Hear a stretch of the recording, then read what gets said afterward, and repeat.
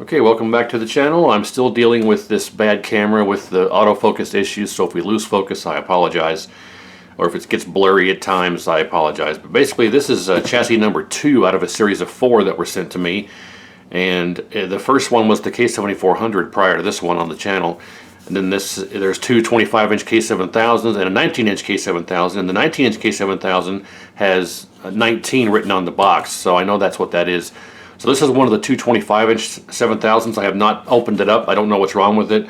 So let's do that together, and we'll see if we can't get it working. So let's go ahead and open it up. And why?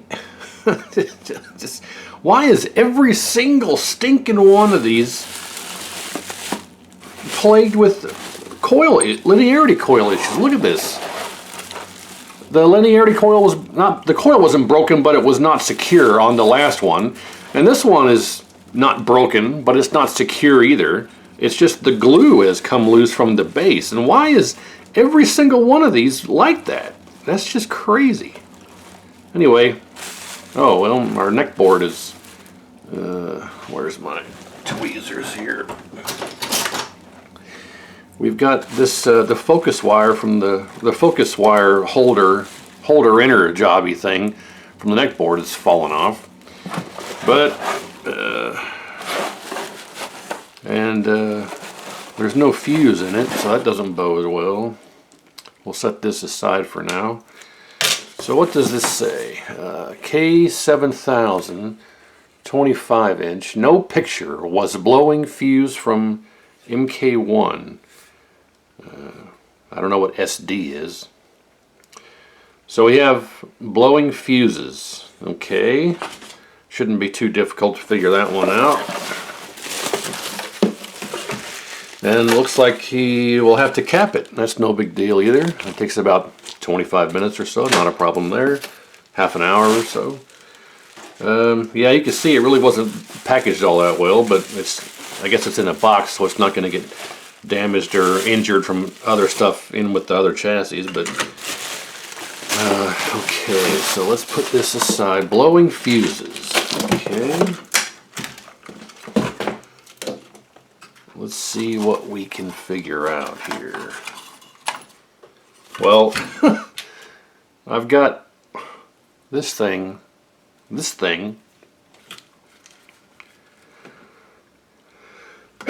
Oh, sorry.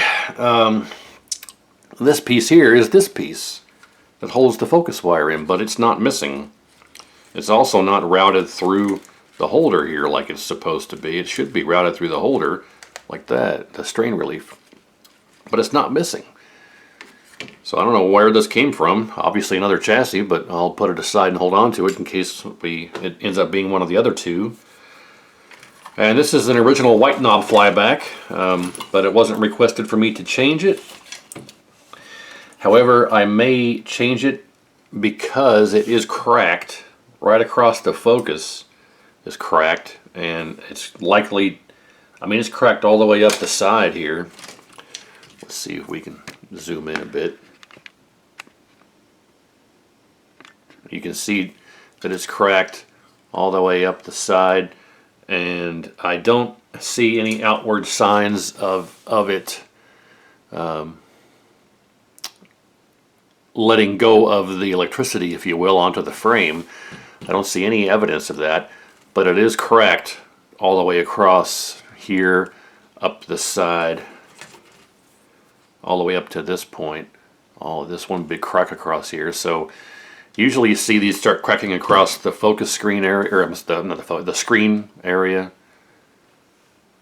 is where you usually see these start cracking at, but they're up here by the focus. So I think we'll go ahead and change this. I have two. How many do I have here? I think I have on hand. I have, let's see, 1, 2. I have 2 flybacks on hand, so we're probably going to have to do a cap kit and a flyback on this one. But it appears to be complete otherwise. Let's zoom back out. Sorry about that.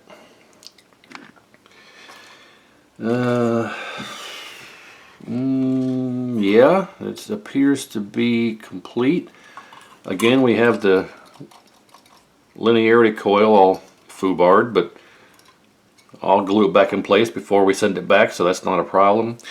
And I don't have any fuses at the moment. I am out of fuses, but I do have a 2-amp circuit breaker that will clip onto here for testing purposes, so we can at least get this up and running. And when I get my fuses in, I got some on order. When I get my fuses in, we'll pop one in and call it good. But yeah, let's take a look and start testing and see what we can find. Any pots broken? None that I can see, and they're already pretty much set to center. That's good. So this must have come off a good working tube. Usually you can tell, these are all in the middle, roughly in the middle from the factory. And over time, as the tubes age and get worse and worse, and you have to adjust these to fix your color issues, usually if you come across one where they're all still set to center or roughly center, then you usually have a good tube you're dealing with because the tube hasn't gone bad, because resulting in having to adjust these. So that's usually a sign of a good tube that this came off of, or these come off of when you have neck pots that aren't all one way or the other on different colors. So that's kind of a good sign, but only for the tube, not for the chassis. The remote board, there's no broken pots here that I can see for that. And someone's been poking around on this because the suction cup here has got a, I don't want to say damage, but someone has shoved something underneath it, probably to discharge it, and they've gouged up the rubber, but it doesn't matter, it's going away. So I guess what we'll do is we'll grab our meter and we'll start doing our testing, see if we can find the reason why we're blowing a fuse. Now, R104 has been replaced. This is supposed to be a ceramic resistor, like this one here, but someone has replaced it with a wire-around resistor. Not a big deal. I mean, as long as the wattage is correct, and it's 15 ohms, which is correct. 15 ohms is the correct rating, and the wattage probably appears to be okay. 5% tolerance, yeah. So someone's replaced this. I mean, it should work. I'm not going to really worry too much about it. We'll let the chassis run for a number of hours, like I always do, to make sure they don't explode or blow up after the repairs. But let's take a look. Right off the bat, I can see that there's some gouges here in the traces, but they don't appear to be too bad. Somebody's done something here, so we can test that. But I don't think that would cause fuses to blow unless we have a complete open trace. We can test that real quick.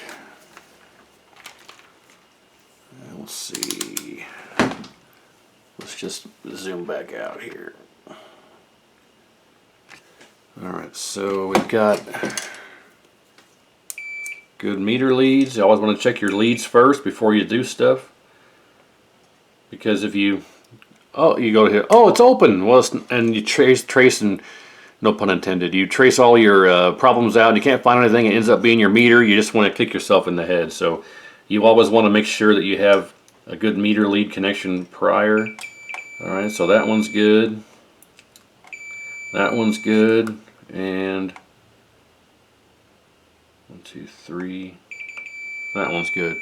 Okay, so the traces aren't the problem. Let's check our voltage regulator. For this type here, it's pins 2 and 3.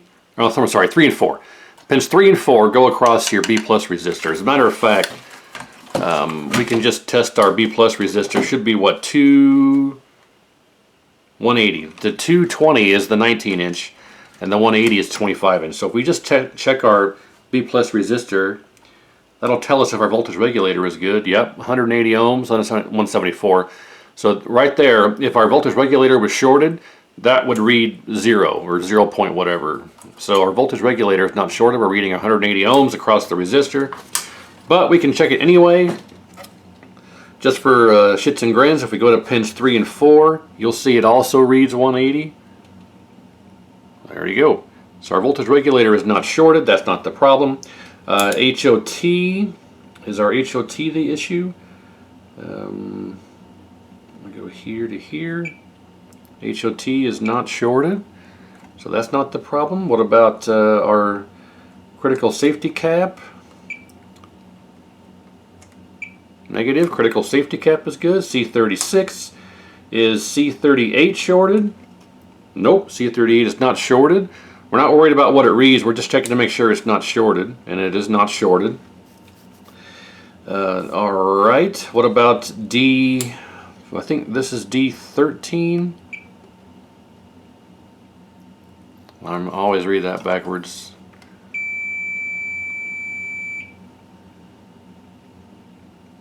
Alright, that one's good, and D14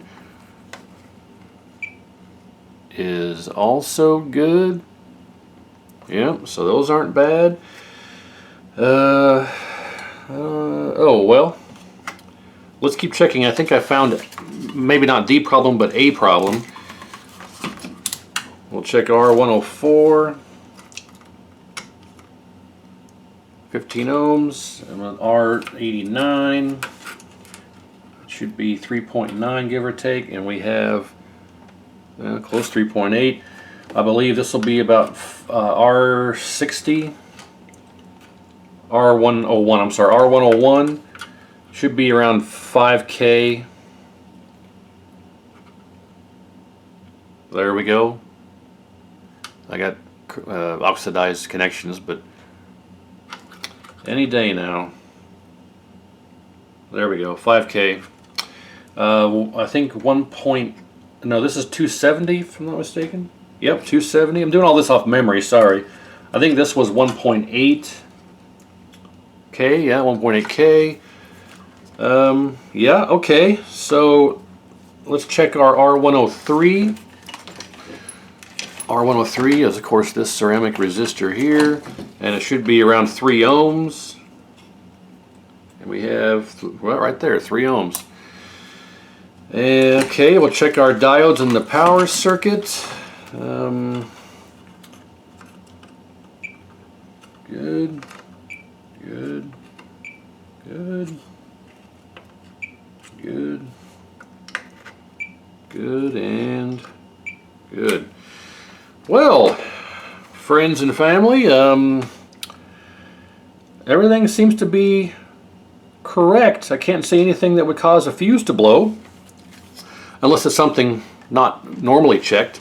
But if we look at the solder on our HOT, that may be the problem. If we look here, where'd you go? There you are. I don't know if you can see here, but we've got bad solder on our HOT. Let's see if I can get a better angle on it. Yeah, you can see there's like a cavity in a tooth. There's bad solder. I'm not sure if that would cause the HOT, I'm sorry, the fuse to go, but that's definitely an issue there. There's a giant cavity in the solder joint. It doesn't seem to be loose. It's not loose, but it definitely needs reflowed. So that's a problem. And I can only go off of what the note says. You know, the note says no picture, was blowing fuse. I don't know if it's blowing the fuse now, but since there's no fuse in it, who knows. So yeah, I guess what we'll do, since nothing tested bad, we can go ahead and just do our reflow and our cap kit and our flyback and see if we can get some life out of this thing. Nothing tested bad, so yeah, I think what we'll do is we'll just do the cap kit and the reflow and the flyback, and we'll get my 2 amp circuit breaker clipped onto here so we can actually power it up and see what we get. So yeah, I don't know if I'll do a time lapse. I mean, it doesn't take very long to do this, to do these caps, so maybe I'll just record all the footage and do some time lapse stuff, and so you can follow along in the process here with me. I think maybe I'll do that. It needs to be cleaned, quite honestly. So I may run this through the simple green and hot water treatment, because it is pretty filthy. I don't know if you can see. if we look here, it's pretty dirty. Now, I don't normally clean these chassis when people send them in. I just fix them and send them back, but it's pretty dirty, and I don't like really handling dirty chassis. For the most part, I don't usually clean them if they're not too bad, but oops, sorry. So I think what I'll do is on this one, I'll go ahead and clean this one so you can get an idea of what it looks like prior to the cleaning, and then I'll come back and do the rework and everything and show you afterward. But basically, yeah, it's pretty dirty. So I'm gonna do the cleaning.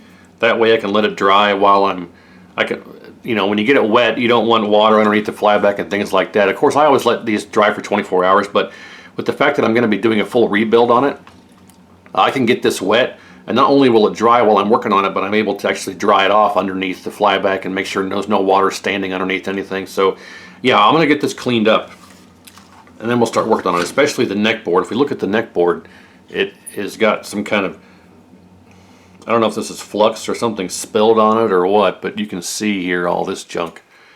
And yeah, it's pretty oxidized from who knows what. Some kind of cancer is eating away these traces, or is actively eating away. So see, all of this solder here all needs to be reflowed. If we look at this, yeah, this thing's making me sneeze. I'm allergic to it. If we look at this neck board, all of this solder is basically oxidized. It's not shiny anymore. It's all dull and gray. So all this is going to have to be reworked. There's something going on here with this trace over here. All of this is all being eaten away. This all needs to be fixed. So I'm going to have to do like a full neck board repair here. Why is this on the back side? I don't even know what that's doing there. Of course, yeah, this must have gotten some humidity exposure because this is all green and oxidized. And look how dirty this is. So I'm going to do a cleaning, and then we'll come back and we'll see how this goes. Zoom back out here. Alright, so I'll be right back. Stand by. Okay, we got the chassis all cleaned up, and it turned out quite nicely. And as you can see, it is pretty night and day better than how it was. A little simple green and a lot of hot water gets it looking nice and factory fresh. So it's only been about an hour or so. I just put it in front of the fan, got all of it's pretty much, I'd say 95% dry. But of course, I'll do all the work and let it sit overnight, and then tomorrow we'll do some testing on it. So everything tested good as far as the meter, so we'll do the full reflow and the cap kit and the flyback and any other inspection I want to do. Reflow the neck board and see how it all turns out. So let's get cracking.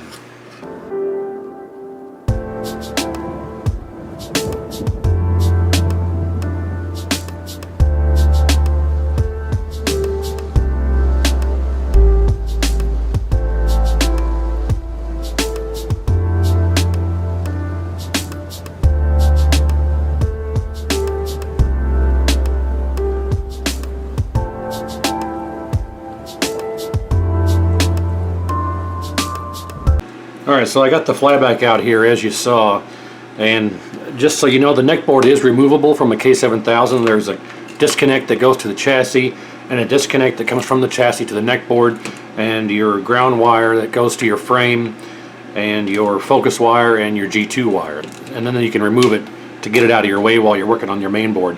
But I also want to say that this simple green of hot water actually it even penetrates underneath the flyback and got this entire area clean without me having to do anything to it. I took the flyback off and it was just spotless just from that. So it's a real good method when you want to clean these things. But you got to make sure you use really hot water and rinse it off for at least, I don't know, a good 3 or 4 minutes to get all the remnants of the simple green off, or you get white spots and white areas that will dry on the board.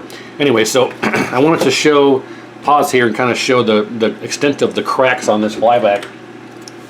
And since the fact that we didn't find anything actually wrong on the chassis, with the fuse quote-unquote blowing or let's see, it said blue, right? So a fuse was blowing, so I don't know if it's doing it anymore, but I think our problems are all lie in this white knob flyback here. Let's zoom in a bit.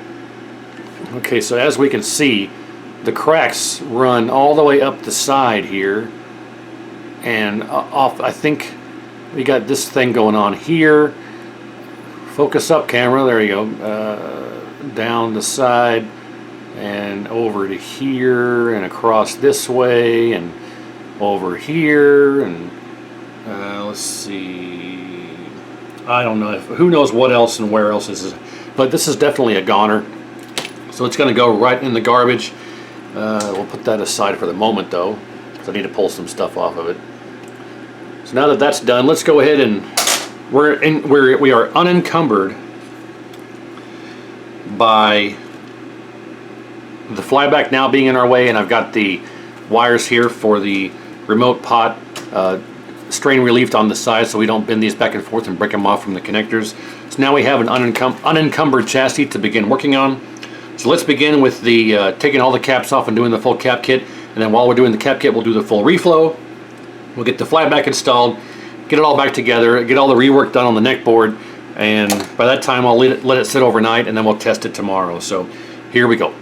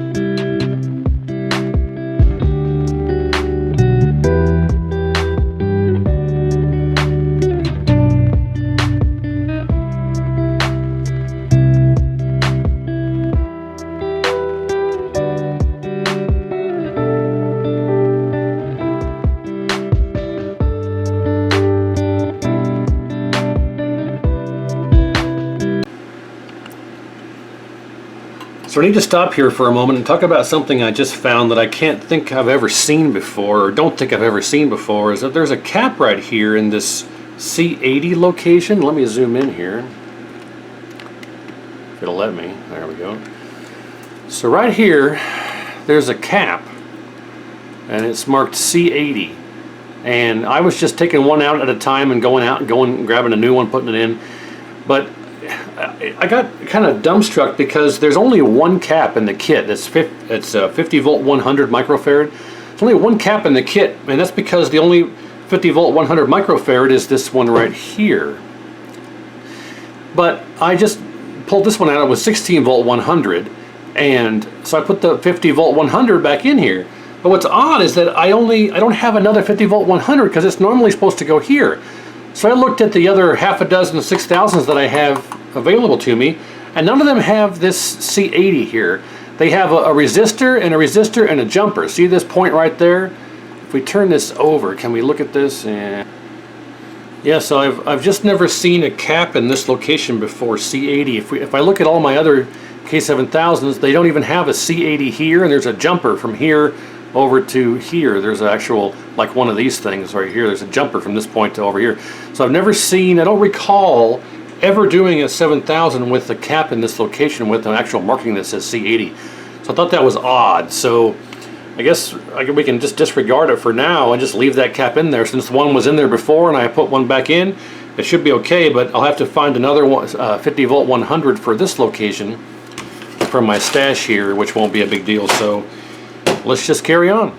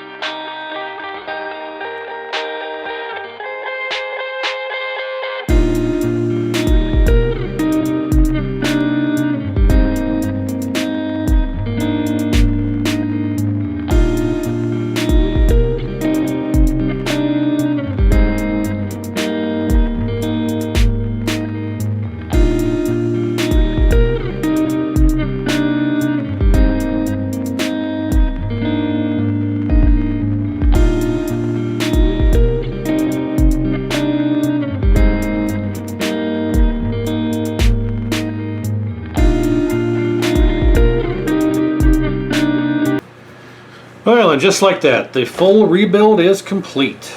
You saw there, the chassis is now clean, full cap kit, new flyback, got the back of the neck board completely reflowed 100%, got it cleaned up.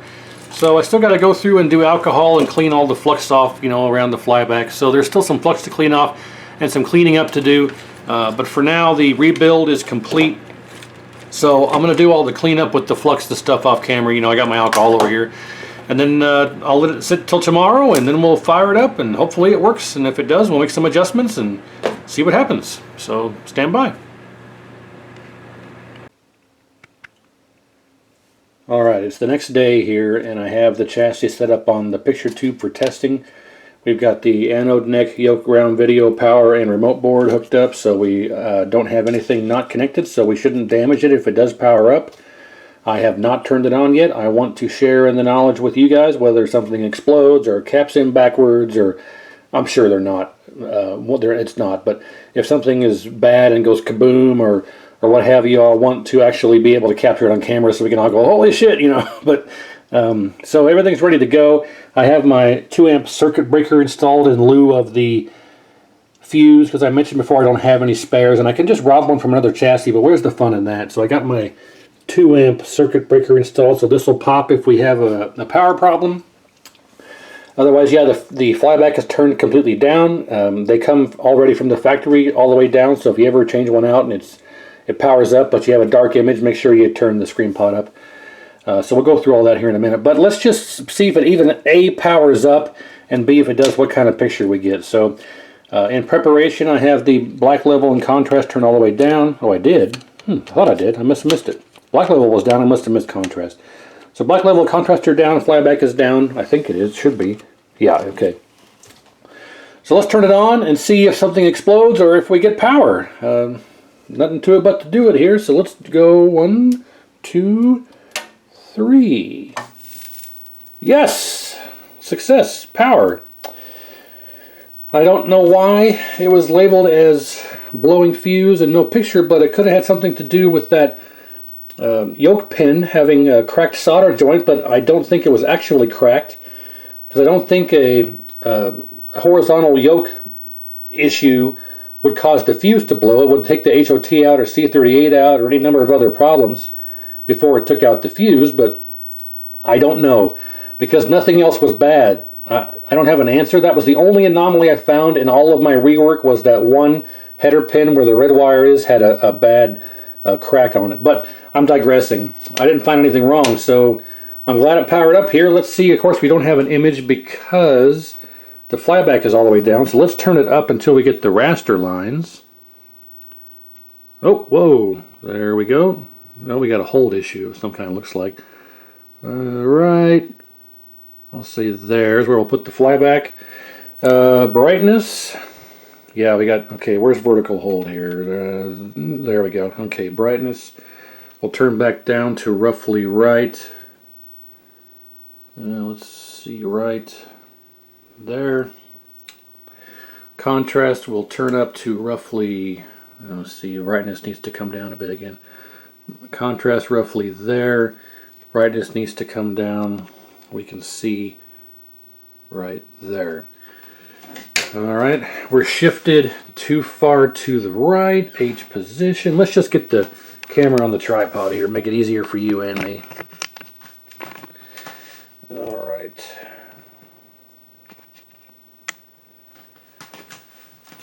And let's go ahead and turn off our light here so we get a better picture. Let's do H position. Well, our width is good. That makes sense, being that we're testing this on an original K7000 tube, but our width appears to be correct right out of the bat. Let's see. Vertical position. I can't raise it any higher. There's a bigger gap up here than down here, so let's see if we can adjust our 50-60 hertz pot. Should counteract that. Got to get these wires out of the way here. There we go. Where? Here, let's do it this way. All right.